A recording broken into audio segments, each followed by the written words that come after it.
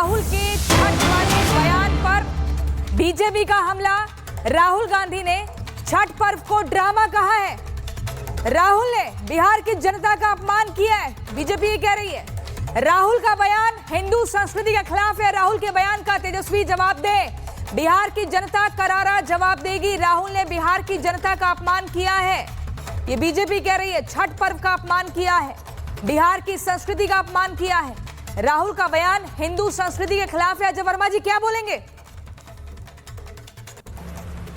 देखिए, ये केवल एक नया पाठ्यक्रम जैसे घुसपैठिए लाए ना, इनका अघोषित स्टार प्रचारक है घुसपैठिए। ये बताएंगे नहीं कितने घुसपैठिए निकाले, कितने घुसपैठिए हैं। अरे केंद्र के बॉर्डर से ही तो घुसपैठिए घुसते हैं, गृह मंत्रालय से ही तो घुसेड़ते जाते हैं सारे घुसपैठिए। और एजेंडा इनका जलेबी नहीं, यहाँ जलेबी मत बनाइए। नहीं, ऐसा कोई अपमान नहीं किया हमने। ये तो भाजपा की पायरेटेड खड़ी रहती है। ये भाजपा की बिहार के लोगों को अपमानित करने का काम भाजपा के चुटभइये नेता, इनका अफवाह गैंग, इनका देशलाई गैंग, इनके प्रवक्ता, इनके सहयोगी कर रहे हैं। महागठबंधन को छठ महापर्व को लेकर कितनी जबरदस्त मान्यता है, और ये सिर्फ एक पर्व नहीं, एक एहसास है, एक इमोशन है। ऐसा और वहां पर राहुल बाबा ने कह दिया ऐसा डंक तो नहीं लग जाएगा। कंचना यादव बोलेंगे। सुनिए, अब मोदी बाबा को बचाने के लिए तमाम षड्यंत्र रचे ही जाएंगे, सबसे पहली बात। और दूसरा बात ये है कि पूरा अगर बयान ये लोग सुने होते ना तो चुल्लू भर पानी की बस जरूरत होती। उन्होंने क्या कहा, मोदी जी को ड्रामा करवाने के लिए अलग से यमुना में काट के ये पुल बनाया गया। तो यहाँ तो ड्रामेबाज मोदी जी को बताया गया, अरे भैया मोदी जी पूरे देश नहीं है, मोदी जी छठ पूजा के जो है महानायक नहीं है, मोदी जी बंद कर रही है। तो फिर मैं बोलूं ये ऐसा नहीं चलेगा ना कि लालू ये प्लेटफॉर्म ऐसा नहीं है। यहाँ पर एक बड़ा प्लेटफॉर्म है, पूरा देश आपको सुन रहा है, और यदि वो गलत पूरा देश सुन रहा है। इस तरीके से खिचड़ी करेंगे तो कुछ समझ नहीं आएगा। कंचना यादव जी को बोलने दीजिए। राहुल गांधी का बयान छड़े आदमियों का पर्व नहीं होता, चाहे वो अजय वर्मा हो या प्रधानमंत्री वाले लोग हैं। जो छड़े लोग हैं वो छठ पूजन नहीं कर सकते। जिनकी पत्नी नहीं है तो वो ड्रामा नहीं कर रहे थे। पत्नी नहीं है, पति नहीं है, इन सब बातों का कोई मतलब नहीं। अपमानित करने वाली पार्टी है। तो ऐसे पार्टी के प्रवक्ता जो तरह तरह की बात करते हैं और उंगली माइक ले आए हैं, कंटिन्यू माइक लेके इन्होंने स्विच ऑफ कर दिया है अपनी राजनीतिक का। से इनसे कहिए स्विच बंद कर दें प्रवक्ता। बिहार का राजनीति लालू परिवार मुक्त होगा। कंचना यादव जी, मेरा सवाल ठीक है, हो गया। कंचना यादव जवाब देंगी। मुझे आप ये बताइए, बिहार में कब तक जो सियासत है वो जाति के इर्द गिर्द ही फंसी रहेगी, वहीं घूमती रहेगी? कब तक जाति के नाम पर आंकड़ों को गिनेंगे? हम विकास को क्यों नहीं गिन पाते हैं? ऐसे तो जो स्वर्ण का गरीब व्यक्ति होगा वो कुछ नहीं कर पाएगा, जो अल्पसंख्यक महिला होगी वो कुछ नहीं कर पाएगी। कैसे नौकरी दीजिएगा सबको? समानता चाहिए ना। मेरा आपको जवाब है, पूरे एनडीए को जवाब है। 20 साल से एनडीए की सरकार रही बिहार में, क्यों नहीं जाति और जातिवादी दोनों चीजों को खत्म कर दी बिहार में? ये आप प्रियंका जी चुप कराएंगे वोट या फिर मैं ट्वीट करूं? परिमल जी एक सेकंड, परिमल जी देखिए, ऐसे करेंगे तो ठीक नहीं है। मेरे को आवाज सुनिए, एक मिनट डालो राज करो। कंचना जी को सुनने दीजिए। पॉलिसी अपनाई थी अरे आवाज बनाओ राज। कंचना जी बोलेंगे, कंचना जी ये बिहार के युवाओं। बोलिए कंचना जी, बोलिए।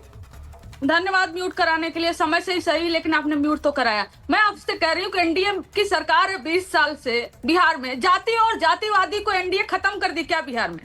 क्या बिहार में या पूरे देश भर में जाति के आधार पर आज भी दंश नहीं होते? क्या आतंक नहीं होते? क्या आज भी दलितों पर अत्याचार नहीं होते? क्या आज भी आदिवासियों पर अत्याचार नहीं होते? क्या ये अल्पसंख्यकों पर अत्याचार नहीं होते? क्या उनको मुसलमानों को कभी आतंकवादी, कभी पाकिस्तानी, अरे संसद में कहा गया मुल्ला कठुआ आतंकवादी, कैसे खत्म हो गया क्या जाति और जातिवादी? तो जाति और जातिवादी की बात यहाँ पर नहीं है। बिहार में रिप्रेजेंटेशन का सवाल है, चाहे वो बीजेपी हो, चाहे वो जदयू हो, आरजेडी हो, हर किसी का यही रहता है। आपके राष्ट्रीय महासचिव ऐसा बयान दे देते हैं कि देश में चर्चा हो जाती है उस पर। कौन बयान दे दिया भाई? अब्दुल बारी बयान दे दिया? अब्दुल बारी सिद्दीकी सुनने में फर्क है, या तो आपके अब्दुल बारी सिद्दीकी किसी ने मैं चलवाऊं बयान चलवाऊं?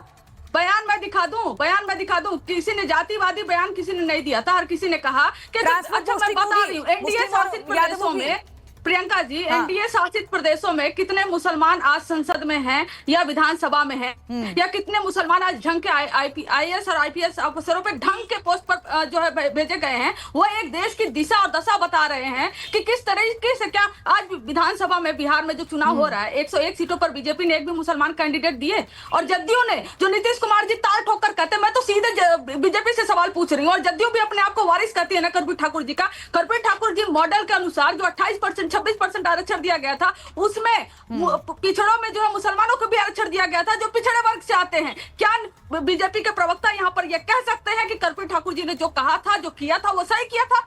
पिछड़े वर्ग के मुसलमानों को आरक्षण ओबीसी वर्ग में कर्पूरी ठाकुर जी ने दिया था।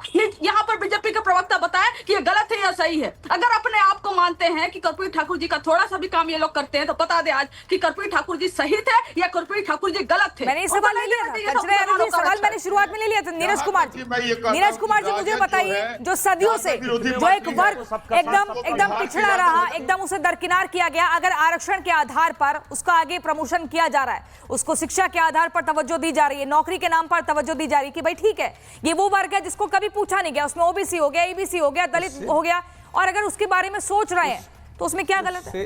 उससे भी नीरज कुमार जी अनम्यूट। बिल्कुल मोदी जी ही सोच रहे हैं और कोई नहीं सोच रहा। बाकी ये लोग तो सिर्फ झूठ बोल रहे हैं, यह लोग सिर्फ झूठ बोल रहे हैं। उनकी विषय में अगर कोई सोच रहा है इस देश में तो मोदी जी ही सोच रहे हैं। सबका साथ सबका विकास में मुसलमान भाई भी आते हैं। आज मोदी जी की जितनी योजनाएं हैं सबका लाभ मुस्लिम समाज के लोग भी आगे बढ़ चढ़कर ले रहे हैं, सभी योजनाओं का लाभ ले रहे हैं। और मुस्लिम छात्राओं के लिए, मुस्लिम महिलाओं के लिए तो मोदी जी ने अलग से छात्रवृत्ति योजना बनाई। 3 तलाक इसे प्रथा से मुस्लिम महिलाओं को मुक्त करवाया। ये लोग आरजेडी के लोग सिर्फ वोट बैंक की राजनीति करते रहे, तुष्टीकरण की राजनीति करते रहे और जानबूझकर मुस्लिमों को पिछड़ा बना के रखा, उनके बच्चों को पढ़ने नहीं दिया।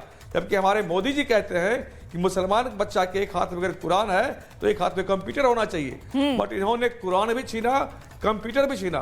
मुसलमानों को साइकिल का पंचर बनाने वाले से आगे बढ़ने बिहार में लोगों ने नहीं दिया। सिर्फ उनको भाजपा से डराकर वोट बैंक की राजनीति की, तुष्टीकरण की राजनीति की आरोप लग रहे हैं, समझ चुके हैं। तुष्टीकरण की राजनीति के आरोप लग रहे हैं और कह रहे हैं कि हमने तो सरकारी जितने भी लाभ होते हैं सबको दिया, कोई भेदभाव, कोई फर्क नहीं किया। वही अमित शाह भी कह रहे हैं कि तेजस्वी मुख्यमंत्री बनने का सपना ना देखे। कुर्सी खाली नहीं है। सवाल है मेरा, एक सवाल है मेरा आपके माध्यम से कंचना जी से, कि लालू यादव के जंगल राज के समय कोई एक योजना ये बता दें जो मुसलमानों की भलाई के लिए आरजेडी वालों ने लाया हो। कोई एक योजना का ये नाम नहीं बता सकते, मैं दावे से कहता हूं। और मैं ऐसी 10 योजनाओं का नाम गिना दूंगा जिसे मोदी जी ने, एनडीए ने मुसलमानों की भलाई के लिए लाया है। इनके पास बोलने के लिए कंक्रीट कुछ भी नहीं है। ठीक है, कंचना यादव सब सवालों का जवाब देंगे, लेकिन एक और लाइन में ऐड करना चाह रही हूं कंचना यादव। एक तो ये कि सीएम की कुर्सी खाली नहीं है, अमित शाह ने कह दिया। दूसरा वो कह रहे हैं कि हमने सब लाभ दिए। तीसरा ये जो जाति के मुद्दे पर राजनीति की जा रही है, अब्दुल बारी सिद्दीकी बोल रहे हैं। आप मुझे बताइए, ये सिर्फ बयान है, ये न्याय के लिए है, सिर्फ चुनाव के लिए है?